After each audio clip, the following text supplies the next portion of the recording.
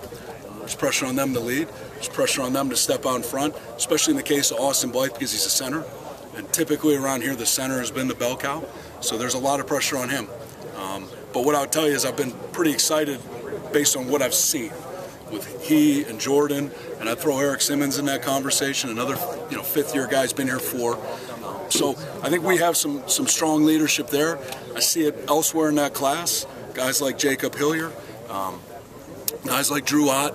I think we have a chance to have some leadership, but it's going to be their time. It's going to be their season to step out in front and make sure that they're guiding the team in the direction we all need to go. But so far, so good. Kind of looking at the history of Iowa offensive linemen, what makes them so, valuable to NFL offenses? I think you got to look a little deeper than the offensive lineman. I think you have to look at basically the whole program. And when you talk about the 57 guys that have been drafted here, the question is why. And they weren't all offensive linemen. We obviously talk a lot about that, and we sell that in recruiting and all that good stuff. But we've had a lot of guys get drafted to play in the NFL. We're looking for more receivers. We're looking for more running backs, more quarterbacks. But when you look at the core, tight ends, offensive linemen, linebackers, defensive linemen, and then secondary too, we've done pretty well there. I think the common denominator, whether you're an offensive lineman, whether you're a running back, whether you're a tight end, whether you're a defensive back in the National Football League, people are looking for guys that are accountable.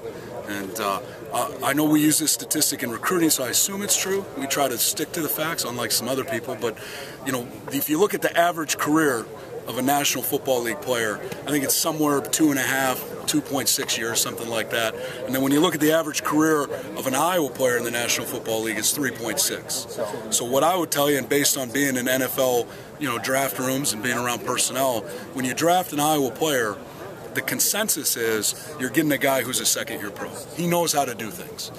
He may not be ready to play. It's obviously a different level of competition. But when you're talking about a locker room guy, a program guy, the guy that's going to be there on time, that's going to be at meetings, that knows how to handle himself like a professional.